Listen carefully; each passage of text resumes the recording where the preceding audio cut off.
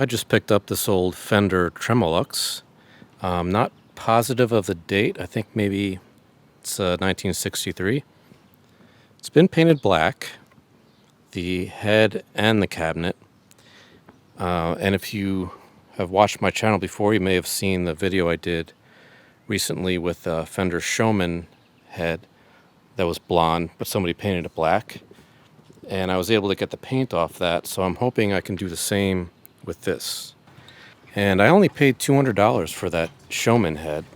I found it in a pawn shop, and it was almost completely original. But this one's kind of the opposite. I paid a lot more than $200, and it's not completely original.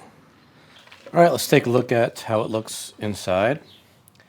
I actually already checked this out before I bought it, so I already know, but show the people at home. So it's definitely not all original. Somebody's replaced just about every resistor and capacitor in here. There are just a few originals still left here and there. The pots look to be all original still. I'm thinking of maybe changing out these orange drops for something else. We'll see. As for the transformers, these two look to be original, but not the power transformer. So the code on the power transformer is 606647, which would put it at 1966, which is too late for this to be original to 1963 Tremolux. But I did look up the numbers, and it comes up as a transformer for a 66 Vibrolux or Tremolux, so it's close. The speakers in here are two 12-inch Jensen Vibranto speakers, and if I'm reading the date code correctly, it looks like they're from 1968, so they wouldn't be the original speakers for this. And also, I thought that a Tremolux would have come with two 10s, not two 12s, so maybe this whole speaker cabinet is not the original one. We'll take a listen to these Jensens a little later.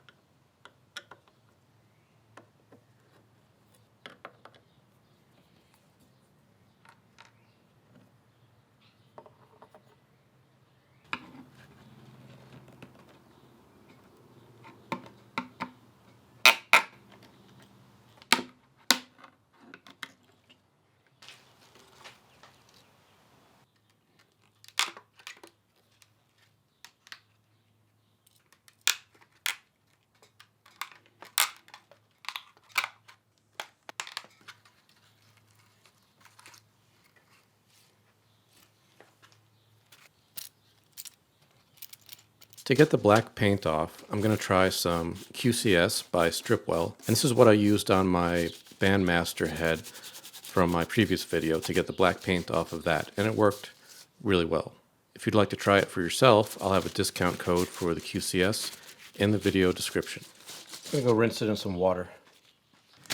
Okay, it's better, but there's still some spots of black paint. I want to give it one more try, see if I can get it all out.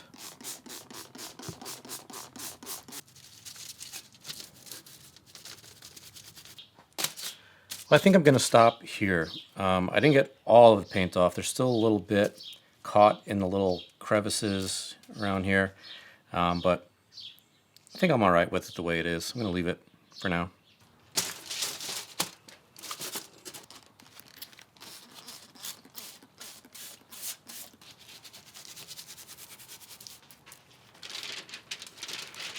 So you can see the paint's already starting to come off.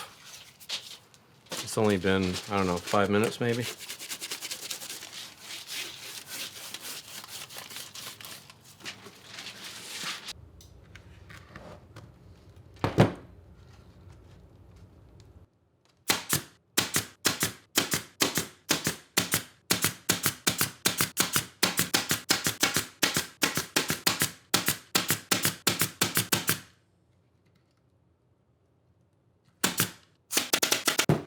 Not perfect, but it looks a lot better than it did.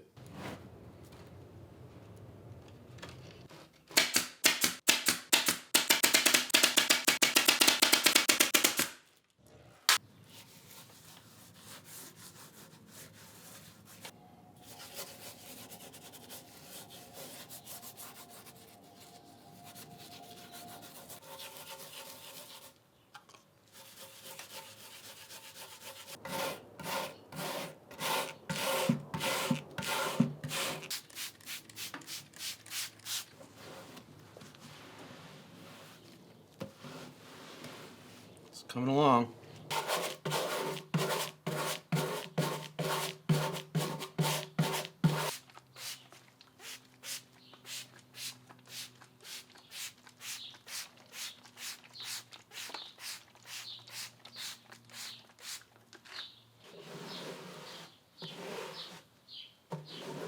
Okay, so this is how far I've gotten so far.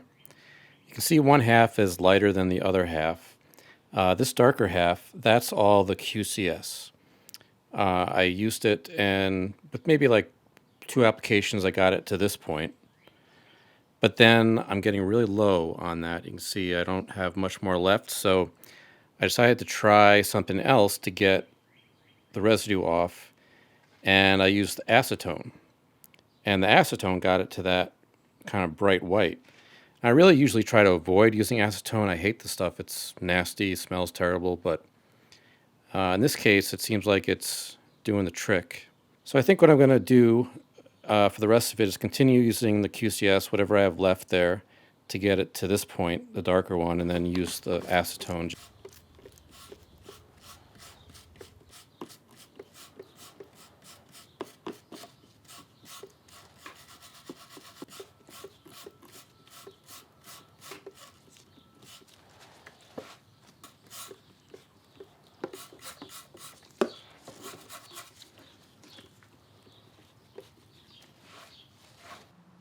The tolex was coming loose in a few spots, so I just went over it with some contact cement and got it stuck down again.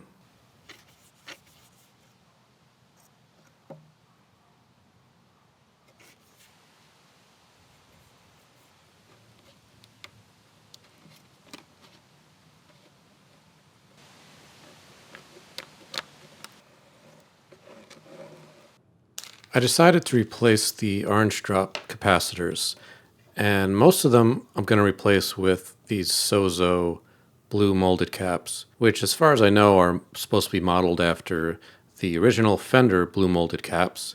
And speaking of Fender blue molded caps, I'm going to take this one that's on the ground switch of the Tremolux and use that on the board. And then I also have another blue molded cap that I took off the ground switch of another Fender amp, and I'm also going to use that one. They're both 0.047, and I need two 0.047 caps, so that'll be perfect. Although one of them has a really short lead, so I need to extend that a little bit. I'll just solder on a extendo piece. But before I change out the caps, let's get a sound sample with the orange drops. And just to make this easier to recreate when I put the new caps in, I'm not using the speaker cabinet. I'm just plugging the amp into a load box and a Sir analog cabinet emulator. And then I'm putting all the controls on 10.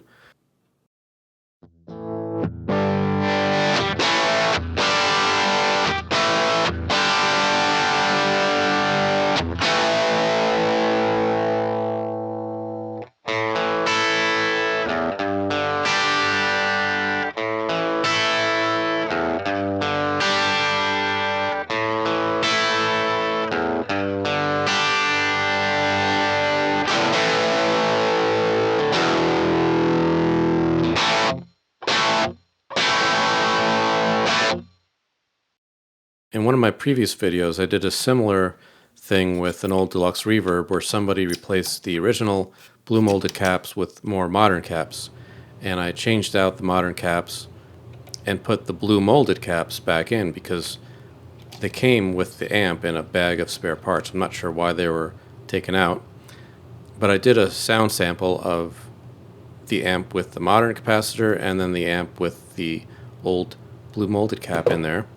And I wasn't sure if I'd actually hear a difference, but I did. It wasn't night and day, but there definitely was a difference that I could hear, mostly in the high end. The more modern cap sounded a little more hi-fi in the high end. So I'm curious to see if I hear a difference with this amp. For these two really small orange drops, I'm going to replace them with disc capacitors, which is what this originally would have had in these spots. Let's see how it sounds.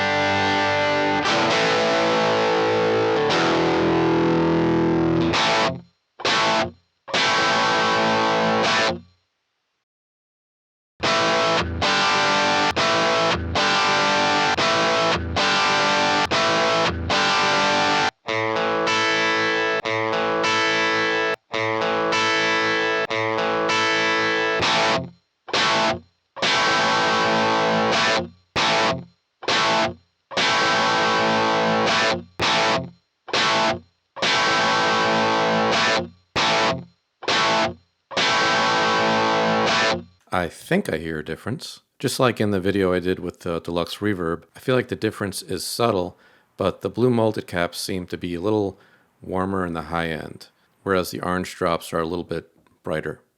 But I think they both sound great, and in the end, I would be happy with either one. Now I can put the amp all back together.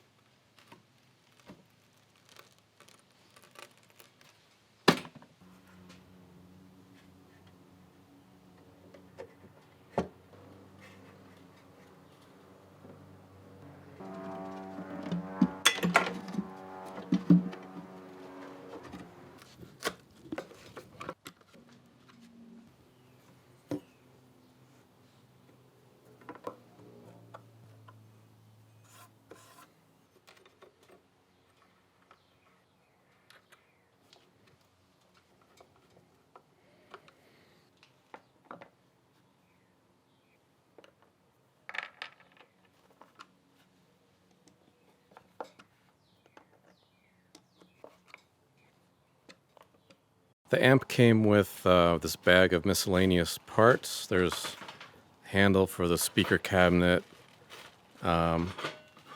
These things, two of these are attached to the bottom of the head. And then these kind of slot into the bolts on top of the cabinet to keep them firmly attached in case you tilt it back or like tilt the cabinet back using these. These also came with it. These are the tilt back legs. So I'm going to put these on, but I don't have the little stopper thing. So you screw these on, and then right next to it goes like a round, I don't know, round metal thing that's supposed to stop the legs from tilting too far. Those I don't have, but I'll just put the legs on for now. And I'll put these on if I have the screws for them in here. I'm not sure if I do or not.